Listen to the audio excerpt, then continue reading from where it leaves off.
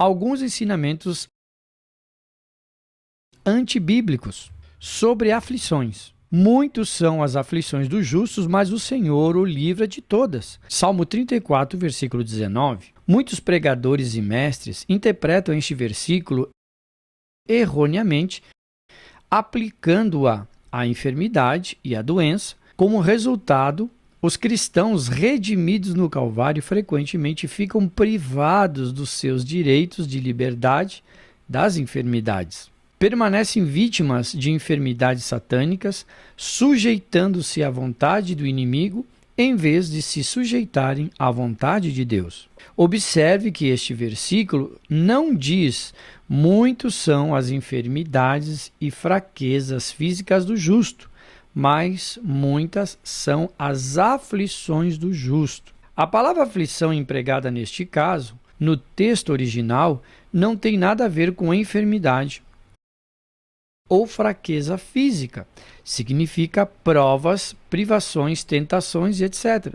Não seria razoável dizer que Cristo levou nossas enfermidades, tomou nossas fraquezas, que pelas suas pisaduras fomos sarados, que ele sara todas as nossas doenças, e ao mesmo tempo dizer que há muitas enfermidades que Deus espera que levemos até que, numa época determinada e sobre certa circunstância, ele nos liberte.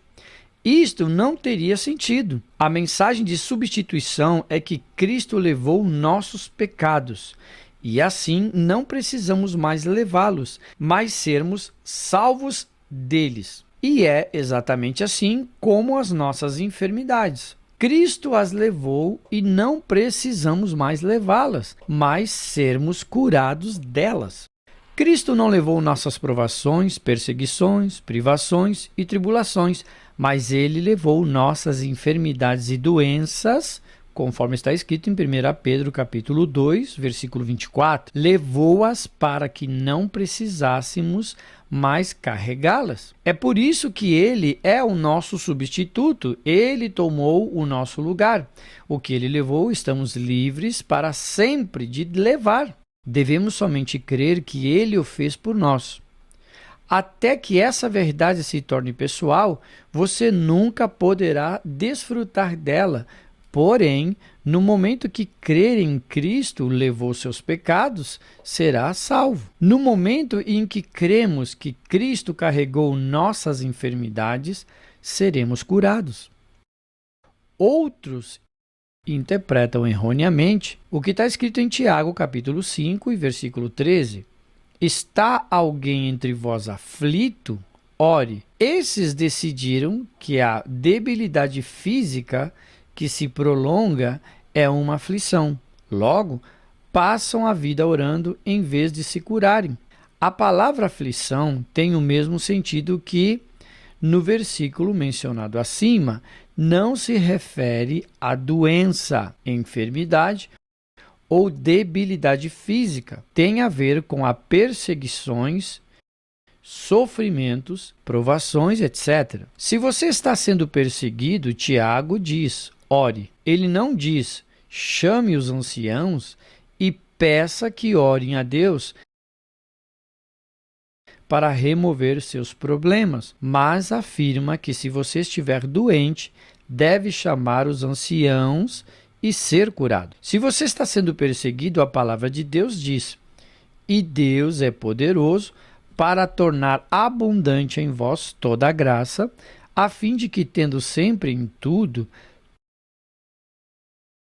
toda a suficiência, superabundeis em toda boa obra. 2 Coríntios capítulo 9, versículo 8. Através de suas tribulações, você alcançará grandes vitórias.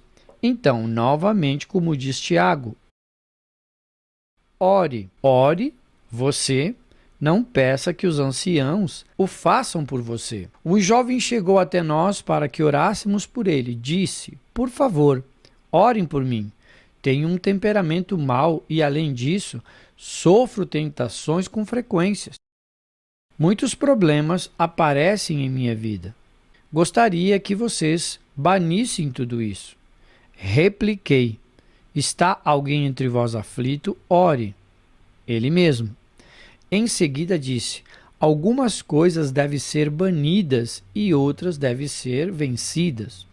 Não estou aqui para orar por todos os seus problemas, porque através das suas provações e tentações, você pode aprender e ser um vencedor.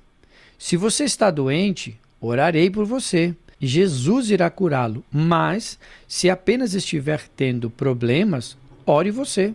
Se está feliz, cante salmos. Se está doente, seja curado, mas se está aflito, ore, conforme está escrito em Tiago, capítulo 5, do versículo 13 ao versículo 15.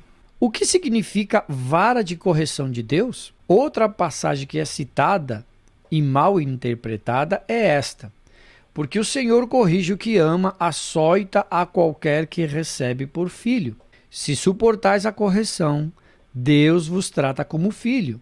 Por que o filho a quem o pai não corrija? Mas se estáis sem disciplina, da qual todos são feitos participantes, sois então bastardos e não filhos. Hebreus capítulo 12, do versículo 6 ao versículo 8. Este versículo não diz: porque o Senhor faz cair inferno o que ama. Também não diz: Deus transmite doença ou torna enfermo a todo aquele que recebe por filho. A palavra corrigir vem de uma palavra grega que quer dizer instruir, preparar, disciplinar, ensinar ou educar, como um mestre instrui seu aluno ou como o pai ensina e prepara seu filho. Quando o mestre educa o seu aluno, emprega vários meios de disciplina e ensino, mas nunca a enfermidade.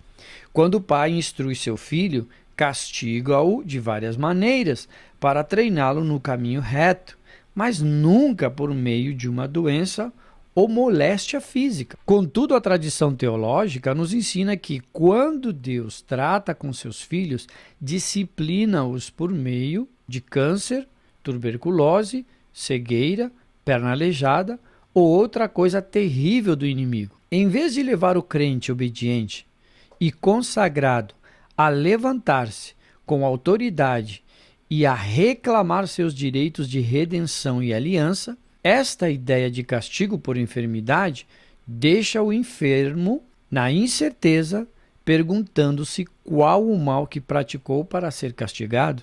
Um bom pai nunca castiga o filho antes de primeiro explicar claramente a razão por que deve ser castigado. Quanto mais o nosso Pai Celestial. A maioria dos que creem que a enfermidade é castigo de Deus não tem ideia de por que motivo estão sendo castigados por Deus. Não estou falando aos rebeldes, teimosos e desobedientes para com Deus. Simplesmente desejo encorajar aqueles que realmente creem e são obedientes à vontade de Deus a que não deixem mais o inimigo, o enganador, condená-los e enganá-los, conservando os enfermos fracos no físico e incapazes de superabundar em toda a boa obra, conforme está em 2 Coríntios capítulo 9 e o versículo 8, na parte B, dizendo-lhes que a enfermidade é a vara do castigo de Deus para corrigir um erro ou para endireitar uma coisa errada em suas vidas. Satanás se deleita ao condenar-nos constantemente, trazendo-nos à memória todos os erros e falhas que cometemos e sugerindo suas mentiras. Ora, veja, é por isso que você está enfermo. É por isso que não recebe a cura. Seu pai está castigando-o com sua vara de enfermidade e não há esperança para você a cura. Assim, o inimigo, o nosso adversário, o seu adversário, consegue levá-lo a culpar a Deus, que é quem cura as doenças, pela mesma doença que ele, Satanás, pôs sobre você. Ouvi um teólogo dizer que 90% dos crentes estão enfermos porque Deus os fez cair enfermos, usando a enfermidade como uma vara de correção, para exprimir seu amor por eles, moldando suas vidas para se conformarem com sua perfeita vontade. Tinha a ousadia de dizer que os crentes que não sofrem de vez em quando a correção com a vara de enfermidade na mão de Deus são bastardos e não filhos. Isso é um absurdo. Se esse pregador fosse coerente, exortaria seus ouvintes a nunca recorrerem a tratamento médico quando doentes, nem pedirem para alguém orar por eles pedindo cura, pois se fizesse isso, estorvariam a obra do seu Pai amoroso, que, conforme ensina esse pregador, procura abençoá-los por meio de enfermidades ou castigo. Os que ensinam tais doutrinas raramente são consistentes nesse assunto. Dizem aos enfermos que devem se submeter humilde e paciente à doença punitiva. De quem? De Deus. Meu Pai, que absurdo! No momento seguinte, entretanto, são capazes de orientá-los a lutar contra a enfermidade, entregando-se nas mãos do médico que achem mais bem qualificado para evitar o castigo do Pai. Isso, na verdade, seria uma rebeldia e não a submissão.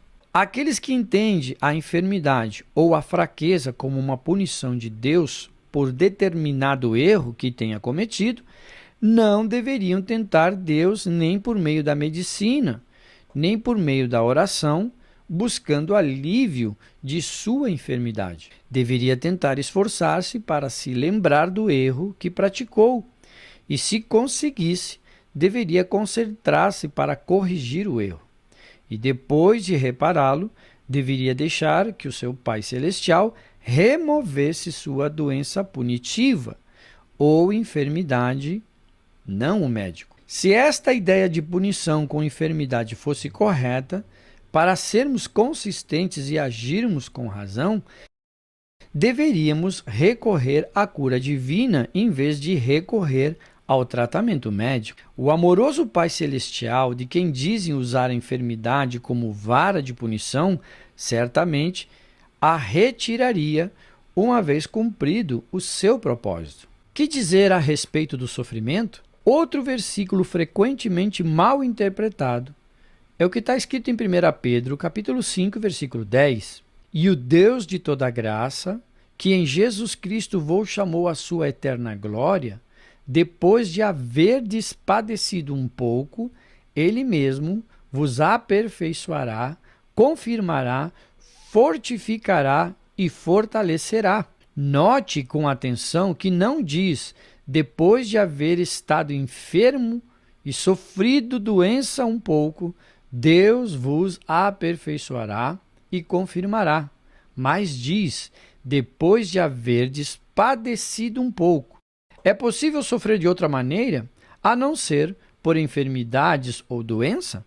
Na segunda epístola de Paulo à igreja de Corinto, ele enumerou suas privações, tais como injúria, necessidades, afrontas, perseguições, angústias, açoites, prisões, tumultos, trabalhos, vigílias, jejuns e desonra.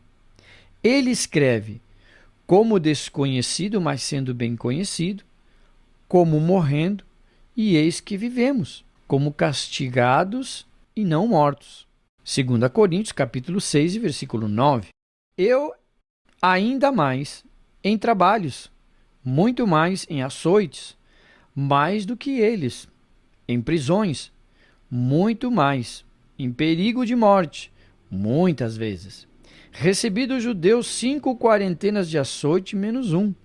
3 vezes fui açoitado com vara. Uma vez fui apedrejado e 3 vezes sofri naufrágio. Uma noite e um dia passei no abismo. 2 Coríntios, capítulo 11, do versículo 23 ao 25. Estes eram o sofrimento de Paulo por amor de Cristo.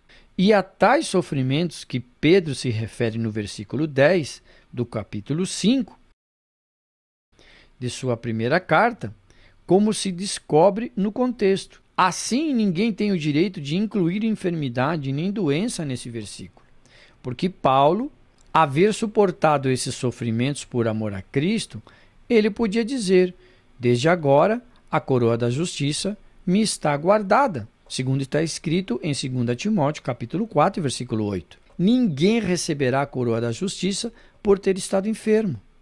E nenhum enfermo acha que a receberá por ter caído enfermo. Ou não chamaria um médico para curar a enfermidade, nem pediria a Deus que o curasse. Disse os apóstolos que, depois de açoitados por terem pregado o evangelho e curado um enfermo em nome de Jesus, retiraram-se, regozijando-se de terem sido julgados e dignos de padecer afronta pelo nome de Jesus, conforme está escrito em Atos capítulo 5, versículo 41. Se alguém crê que está sofrendo por seu Senhor, não deve tentar aliviar a sua dor, mas sim suportá-la com gratidão e até mesmo regozijar-se por ela. O ministério do sofrimento. Citamos o seguinte pensamento do Dr. Charles: quero que você compreenda que a cura do seu corpo, não meramente dos corpos do povo que sofria quando Jesus estava na terra, mas o sofrimento do seu corpo hoje foi incluído na grande obra da redenção consumada pelo Salvador na cruz, no Calvário. Creio que para resolver uma dificuldade que às vezes surge na mente por causa da doutrina moderna de uma igreja apóstata, devo salientar um grande erro no qual muitas pessoas sinceras tropeçam, um erro recebido por tradição. Você já ouviu as pessoas falarem no ministério do sofrimento? Com certeza já ouviu. Há um ministério de sofrimento, mas certamente não é um ministério de enfermidade. Há também um ministério de tribulação, mas isso também não quer dizer um ministério de enfermidade. É-nos dito que se sofremos com ele, Cristo, reinaremos com ele. Mas não foi dito que se estivermos enfermos ou doentes com Cristo, então reinaremos com ele.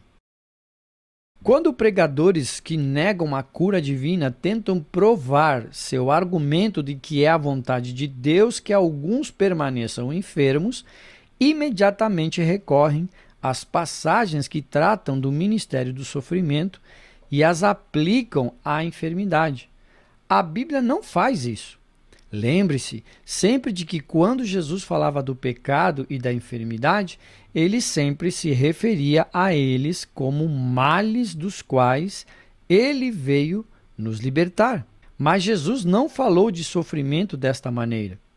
Já passou por sua mente que Cristo levou nossos pecados e enfermidades, mas não levou o nosso sofrimento? Ele disse aos seus discípulos que teriam de levar sua cruz, mas não quis dizer que seria uma cruz de doença. Ele ensinou claramente que deveríamos levar com resignação nossa carga, o peso da nossa cruz, mesmo quando a carga chega a ser de sofrimento. Mas nunca disse aos seus discípulos, nem a nós, que devemos ficar resignados à enfermidade e à doença. Ao contrário, ele combatia a doença, lutava contra ela, odiava, expulsava em todos os lugares onde ele estava. Os enfermos eram curados por ele. O escritor John diz no seu livro: Pedro, em sua primeira epístola, fala muito sobre o sofrimento, querendo confortar os crentes que passavam a arder a prova.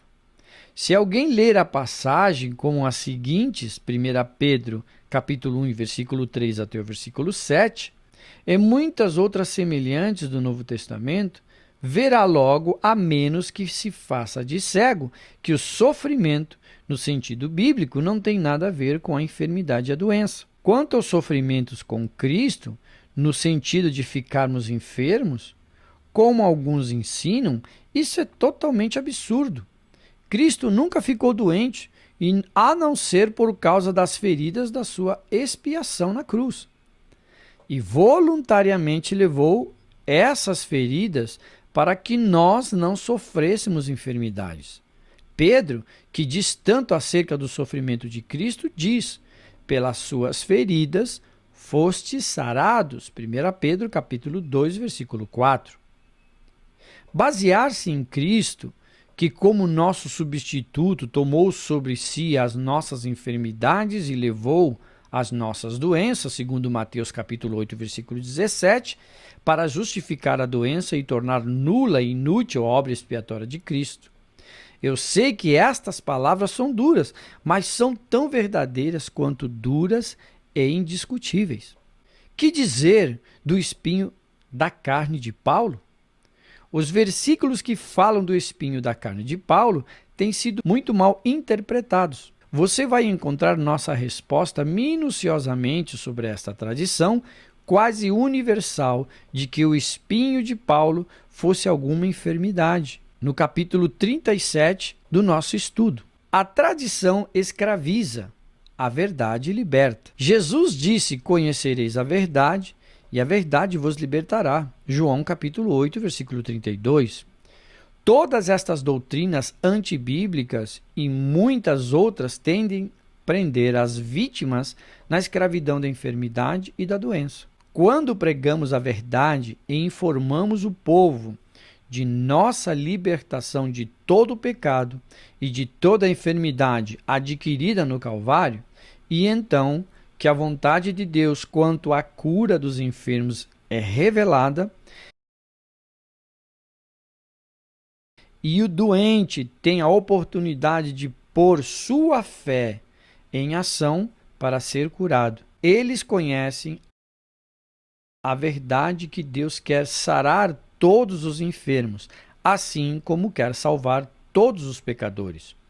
Os tradicionalistas dizem: sejam fiéis quando enfermos, sejam pacientes, permaneçam esperando em Deus, e Ele curará vocês quando julgar conveniente. Porém, de acordo com a Bíblia, você não está esperando que Deus o cure. Deus está esperando que você seja curado. Ele o teria salvado muito antes se você lhe tivesse concedido a oportunidade. Ele teve de esperar até você se arrepender e crer em seu Filho como seu Salvador. Ele poderia curá-lo agora. Na verdade, o teria curado há muito tempo, se você lhe tivesse dado a oportunidade. Mas tem de esperar até você aceitar seu Filho como aquele que o cura, aquele que levou suas enfermidades. A menos que você faça isso, sua cura estará impedida. Creia agora na palavra de Deus, seja curado agora mesmo. Olhe para cima e diga: eu te agradeço, Senhor, porque levaste a minha enfermidade e me libertaste. Eu te agradeço as feridas pelas quais fui sarado. Agradeço-te porque me remiste do pecado e da enfermidade. Agradeço-te pela minha libertação, tanto do corpo como da alma. Creio nisso e te louvo por isso. Depois, haja crendo nisso. Deus te abençoe.